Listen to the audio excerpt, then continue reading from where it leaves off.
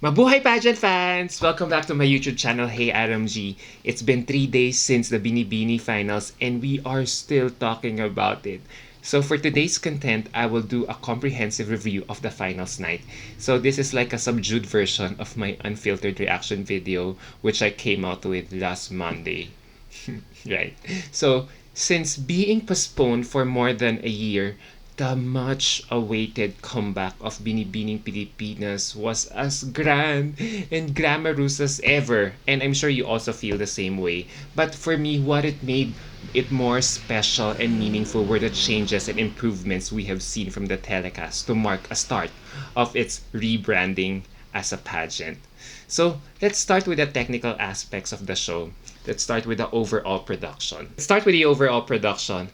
Guys, I really would like to commend Binibining Pilipinas for giving us a glossy pageant that we are all craving for. For me, it was really executed perfectly and by far way better than the previous editions. For me, it really holds at par with the 2013 and 2016 editions na sobrang bongga.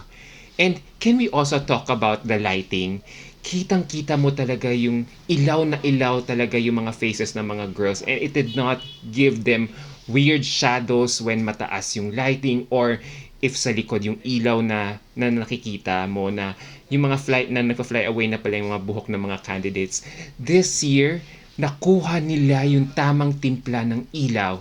Good job talaga. And as for the camera angles, I really love how they were able to give us different angles and hindi galing sa baba yung mga camera shots. So we got to see good close-up and zoom-out transitions na feeling ko pack na pack talaga. But if there was one only thing I did not like was somehow merong audio technical difficulty, especially when we were about to hear the Zoom interviewees of the special guests, a virtual audience. But I think this is to be expected since they're doing a live show. And now let's go to the host of the event.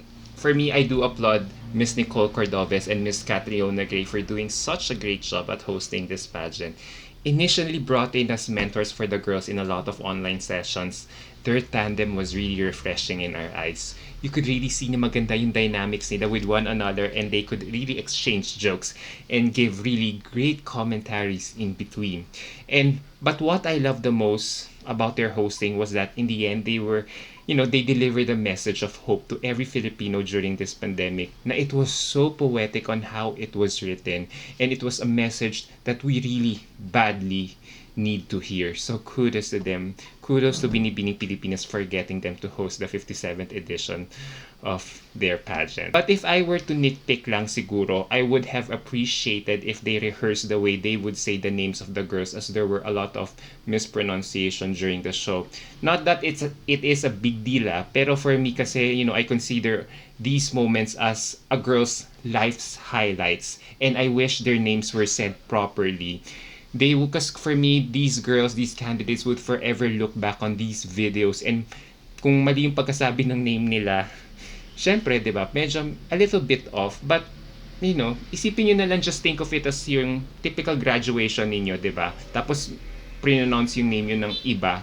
So medyo you would feel a bit uneasy, di ba? So maybe next time they could ask the girls how to say their names properly to avoid the confusion. So now let's go to the opening number. For me, when the girls came out in their opening dresses, it really made me smile kasi it really highlighted their toned physiques and their coloring. The sunset colors of orange, yellow, and lime green were a feast sa eyes talaga, and it did not take away from their shine.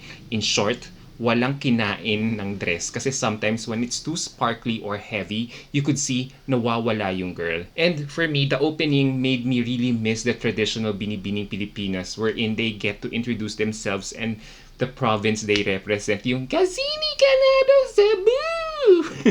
But by doing it in batches and a video to do so for the introduction this time around, it really reminded me on how Miss Universe did it recently. What I love, however, was the girls donned their national costume, so at least nabigyan talaga ng madaming exposure yung gawa ng mga designers. So for me, the girls who stood out for me in this segment are, sa first batch, I think it was Samantha Padilla and Meiji Cruz. And then sa second batch it was Hannah Arnold. And then sa third batch was Honey and Josh Di Makulangan. Here pa lang talaga you could really see na the difference on how the girls were styled. The waves were softer, napansin niyo yun. The makeup was fresher and nobody was overly tanned. I guess since the top title now is Miss International and almost everyone wanting the top crown, that's the reason why as to why everyone was not all out glammed. So good job for me. So now let's go to the format.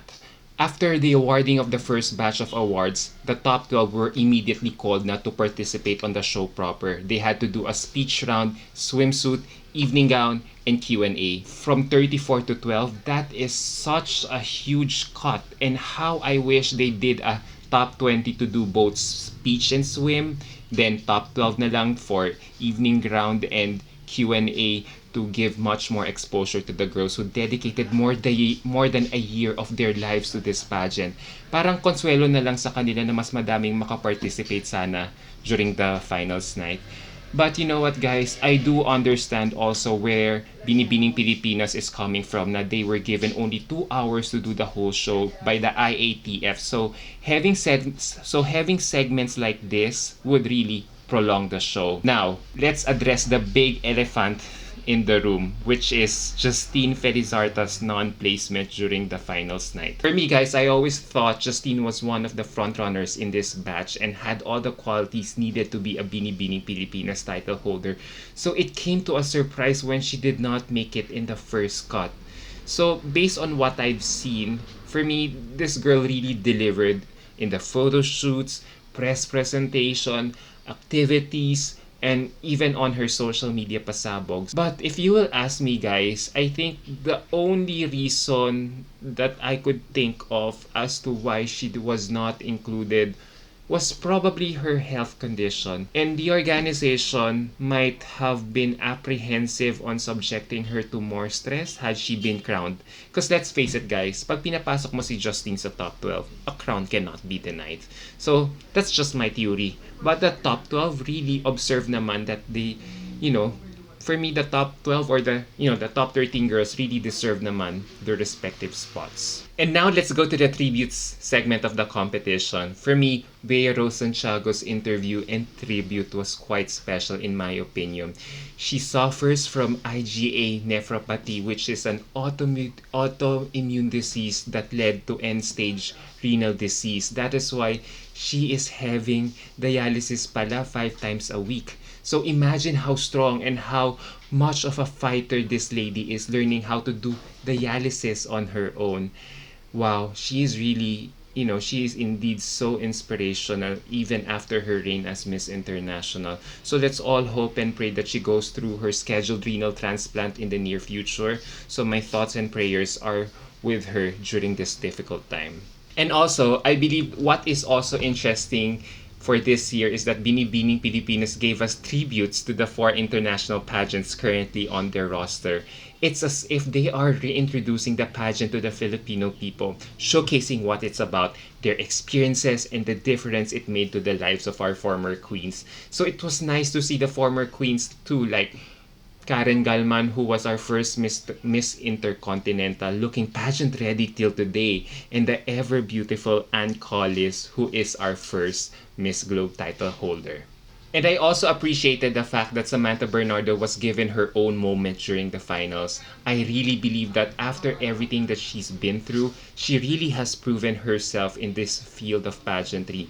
If we have Kylie as our peg for future Miss International girls, then Samantha Bernardo naman now is our current standard for MGI. Cause wow, her emerald green gown studded with crystals in a linear pattern and chains really made my jaw drop. As in guys, kayo rin for sure napansin nyo to, lutang na lutang yung kaseksihan niya and kitang-kita mo naman na kayang-kaya pa niyang lumaban for another pageant during that night, the way she was styled that night. So she really truly deserved the spotlight given to her. So now let's go to the top 13 announcement and speech. For me, out of the top 12 girls and voters' choice, I was able to predict 12 out of 13 girls. So it wasn't really that much of a surprise on why they got it, except that, as what I had mentioned earlier, na Justine did not get in. I mean, all the frontrunners made the cut, which made it really exciting, as we know these girls could really give us a show.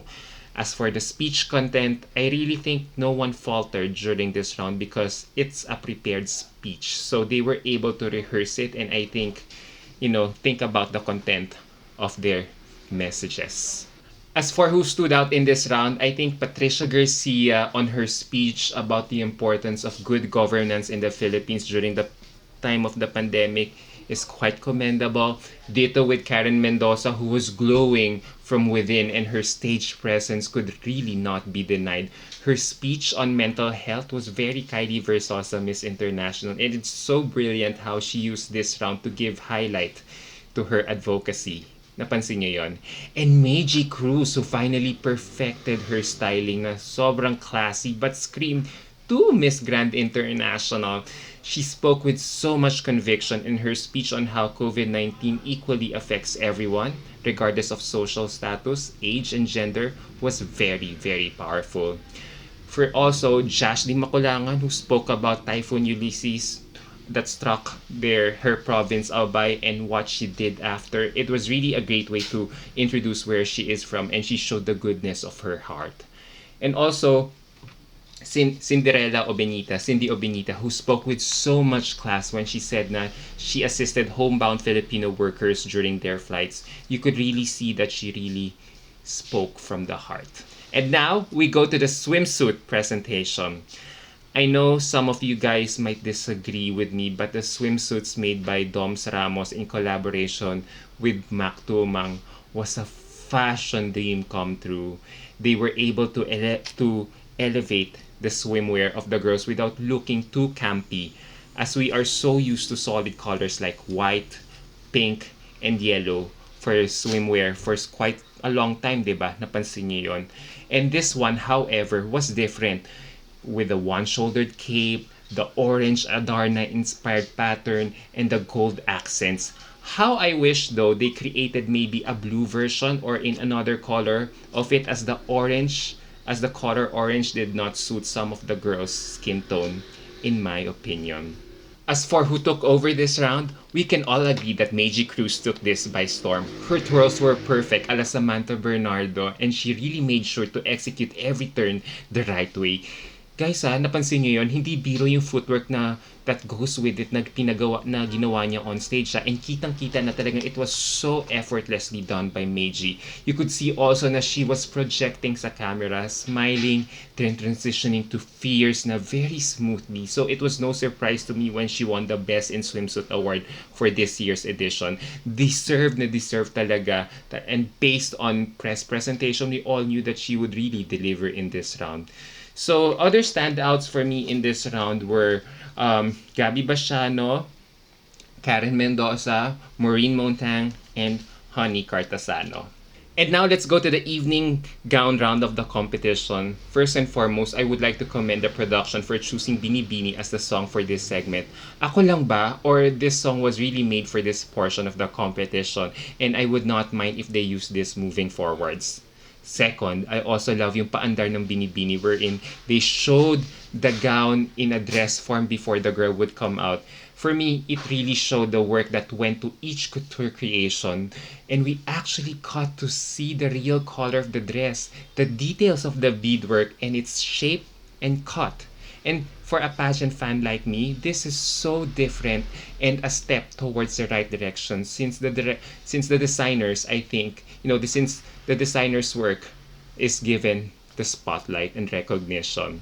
And to be honest, it's really hard for me to pick a favorite gown, since the girls were really targeting they were really targeting different crowns. Kaya iba-iba yung mga atake. There were girls who went for the Miss International look, and those naman who were sexy for Miss Grand International. So I really want to acknowledge the efforts of the two biggest risk takers of this batch. For me, those two are Gabby Basiano and Honey Cartasano. Gabby came out in this gold column gown with a hood studded with pearls. The drama as she unveiled herself. I usually don't like the whole hair touching thing during the evening gown, but it really worked for her. Then there was Honey Cartasano as well, who came out in this very intricate and uber glam gown reminiscent of a Miss Venezuela.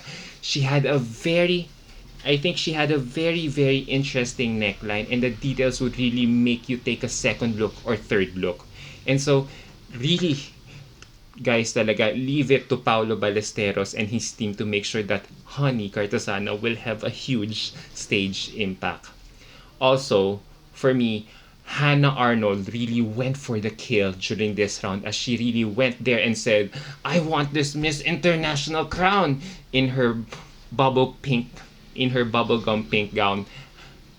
At first, when I saw it, when she first came out, I thought it was okay lang. But when she took off that pink toe over skirt, revealing that fully beaded gown, which where I think she had a Sofia Aragon slash Mariam Habak moment, I think it was enough drama for the Binibining Pilipinas stage, but still very Miss International material. So napansin niyo yun? Do you agree with me on that? And coming in close were Pat Batista, Cindy Obenita, and Josh Di Maculangan, looking like real life princesses. Very on brand talaga. And for the girls who were going for the MGI title naman, I think no doubt, Meiji Cruz looked like a sexy siren in her blood red gown. It was a lot of fabric and very, very sexy yung cutouts, but somehow it really worked. And can I just say na she really looks stunning in this gown, and her face is so, so immaculate. And next in my list were Samantha Padilla and Graciela Liman, who also look stunning as well. And if I were to be honest, Maureen Montang and Karen Mendoza kind of lost me here in this round. Although both gorgeous, they were after the Miss International crown but did not look the part. I swear. They both did not look the part. Maureen was very beautiful that night, but her halter neck, ombre, yung color niya cream to bronze, made her look too mature for the crown that she was aiming. I wanted her to see her on something na very ethereal, a white dress na mag-aala Edimar Martinez moment siya, like what Pat Babista wore during that night. What could have been if she looked like, or she was styled like that during Sunday? To me, this is why I think crucial talaga ang styling, because it could really make or break you on your targeted crown. On the other hand, Karen's gown naman was very beautiful with shades of red and black. Not only did she have a difficulty in walking, her makeup with the dark red lip and severe yung pagka-pullback ng hair niya, I feel like it was such a strong look for her, to be quite honest. Parang na-drown out yung beauty niya. I wish it just chose a different color like light purple or yellow and kept her hair in waves. And now let's go to the Q&A portion of the competition. Among the top 13 girls that were up to Q&A, I'm proud with everyone kasi aminin naman talaga natin na lahat sila nakasagot kahit papaano. Some were just better than the others, but all in all, better yung batch of girls this year as compared to previous batches. Walang nag-space out and went completely blank. Walang nagbigay ng answer that would have made them a viral meme on the internet, and walang controversial na mga sagot na would have caused them to get bashed online. So kudos to everyone who really answered during this round. They really did their homework. Now, let's talk about Karen Lori's infamous question from Tito Boy Abunda himself. When is it okay not to be okay? And when is it not to be okay, not to be okay, to be not okay? When you think about it, and when you try to break down this question in essence, it was a relatively simple question, but the way it was worded and how the sentence of the question was constructed made it so difficult and confusing. So my 2 points here: was it answerable? Definitely no, because there were two questions within a question, and if you realize, she had only 15 seconds to answer each question, because remember, there were two questions in it. And was it appropriate for Binibining Pilipinas? I believe no. Why? you have to understand that the level of your question should be at par with how they ask in the international pageant in their roster. When Miss International and MGI are your top two titles, don't you think that you should be asking questions at par at how they do it in those two pageant systems? Gets nyo ba? O ako lang ang may ganitong feeling? Because aminin talaga naman natin guys, when it comes to Miss International and MGI, hindi naman doon labanan ng battle of wit pagdating sa mga Q&A nila doon. It's more on substance. And for me, I just feel like this is not the level of questioning na these pageants would usually have. Had they worded like this na, alam mo yon, kung ako sana, the question could have been rephrased. We often hear the phrase, it's okay not to be okay. But my question to you right now, when is it not okay not to be okay? So, para maayos sana, 'di ba? Kung ganun ang pagka-phrasing. Kasi with Tito Boy's question, they presented it like there was another question within a question. Like there were already two consecutive questions she had to answer within 30 seconds. So, nagigets ko talaga yung confusion eh. And yung sagot ni Karen Mendoza. And I feel my reaction to this question is valid because I also watched Tito Boy's interview with the newly crowned queens yesterday, and they also had quite a difficult time answering it. So for me, if I would have to answer it, I will say that I feel every emotion that we feel is valid, but when these emotions cause us to harm oneself and others, then it doesn't become okay. Alam mo yun, ang hirap talagang i-break down, ang hirap talagang i-comprehend ng question. It was really a very tricky question kasi nakakagulo talaga ng thought process. And I don't think everyone can come up with a good answer within 30 seconds, especially if you are, answering it in front of thousands of people watching in front of you. So if you ask me, is it Tito Boy's fault? No. But sana moving forwards, all the questions to be asked will have the same level of difficulty because let's face it, there were some questions that were relatively easier than the others. And now let's talk about why I did not include Cindy Obenita as the best speaker of this round. Initially, I did not include Cindy in my best speakers because I believe she did not answer how I would like her to answer the question. But hearing her answer again, she definitely gave one of the best answers of the night, if not the best answer of the night. So I finally reviewed it on YouTube, and yes, guys, I stand corrected. Sorry guys, peace na tayo ah.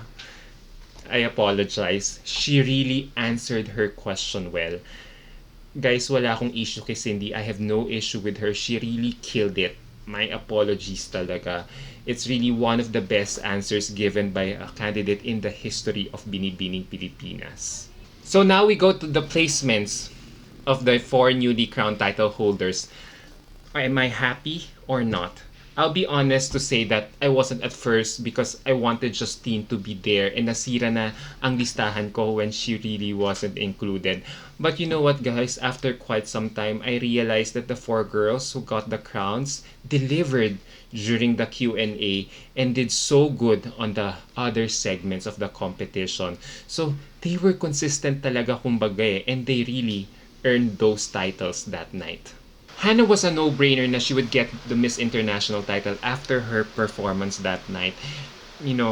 Her execution from her speech to her evening gown was on brand for that respective pageant. She looked feminine, youthful, and very fresh, which we all know Japan would really love.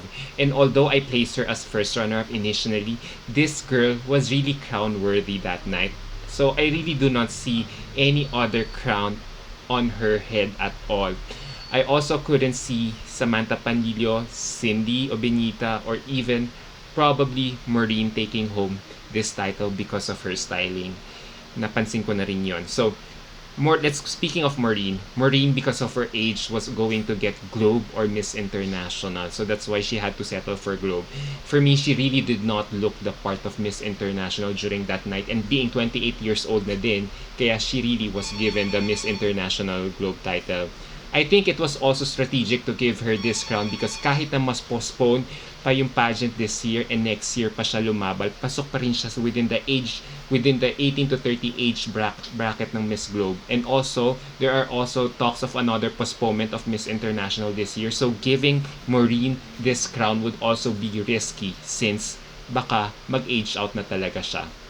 And just as I had told you, Samantha Padilla will definitely get the crown. And she really did because she really oozed with so much sophistication and class during that night. I always knew this girl will really deliver and even outperform Meiji Cruz for the title. I believe sila talaga yung naglalaban for this title that night, and her final Q&A answers solidified her a crown that night. And among the top 4 girls, her sexy aura really fits MGI.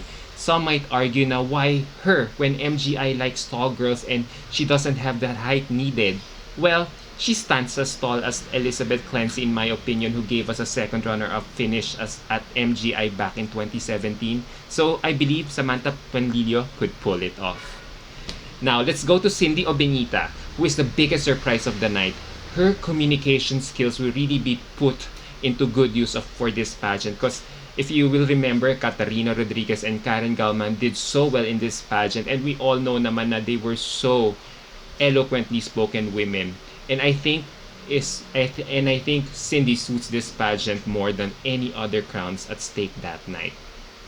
And now let's go to the runners-up naman. I think, as for the runners-up, I think Gabby Bashano and Meiji Cruz did so well on evening gown and swim portions of the competition that although their Q&A performances were average, nahatak yung scores nila being the best in one aspect of the competition.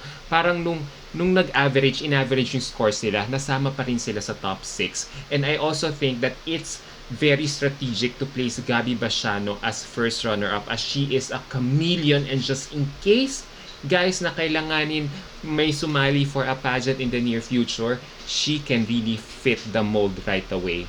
I think more than ever, we saw the importance of a runner-up this year. We're in ongoing pa yung pageant and 2 international organizations wanted a representative.